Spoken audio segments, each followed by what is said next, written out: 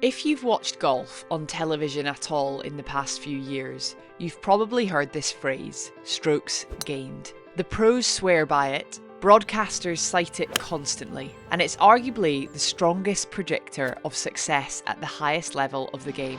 But what exactly is strokes gained? And more importantly, how can you use it to improve your own golf game?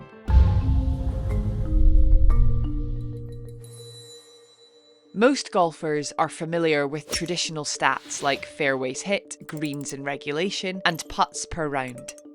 Strokes gained goes deeper. It's a system developed by Columbia Business School professor Mark Broadie to move beyond traditional stats and evaluate golf at the most granular level. And it's had massive implications for how you measure your golf game.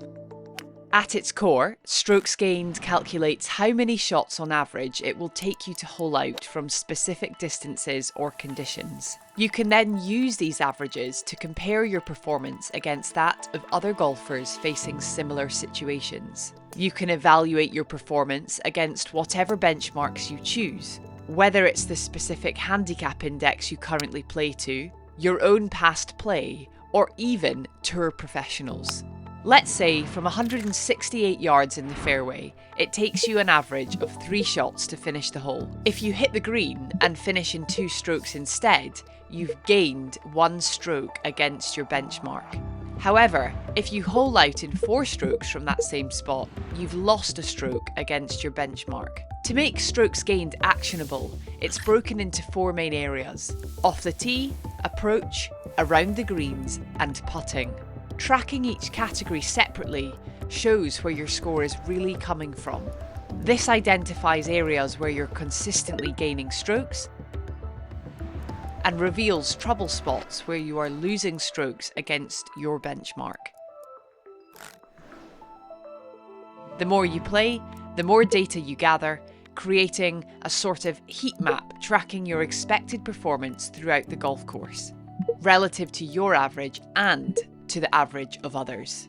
So the PGA Tour, nearly every event, they have an army of individuals that are out there with very expensive equipment, lasers, measuring down to inch level precision on where every ball ends up. And all of that goes into an environment that analysts and statisticians can pull the data from and analyze it in a lot of different ways. Putts per round can be incredibly misleading. Let's say you go out and you hit 18 greens.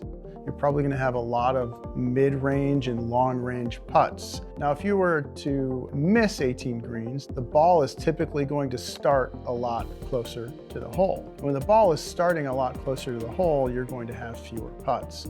As a younger golfer, I spent way too much time on putting and would have been far better served spending more time hitting driver and working on my approach play.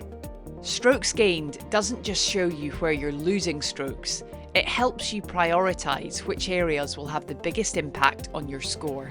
For example, you might be consistently gaining strokes off the tee, but find that you're losing strokes around the green. The data is telling you very clearly where your practice time is best spent. That's right, at the short game practice area, not on the driving range. But there's something else to consider. Say you're losing 1 stroke on putts from 50 feet, and you're also losing 1 stroke on pitches from 20 yards. How many times are you hitting each of these shots? In the case of the 50-foot putt, you may only encounter 1 of those per round, but the 20-yard pitch shot might come up 5 or 6 times per round. This means your time might be better spent improving your short pitch shots to get you closer to the hole more frequently. Shot level data can also highlight something you may not have considered: equipment deficiencies. There was a player that I worked with that was never fit for wedges, and wedges were not behaving all that well, and went to get fit for wedges and was fit into wedges that were very different than what he was playing. He saw a big uptick after going through the fitting process. The key to effectively using strokes gained is tracking enough shots to establish an average that you can measure against to reveal insights about each aspect of your game. Over time, strokes gained becomes a personalised roadmap, removing bias, assumptions, and guesswork. You might think you know your strengths and weaknesses. Strokes gained lets the data answer for you. It tells you what to practice and what you can worry less about, until your next round at least.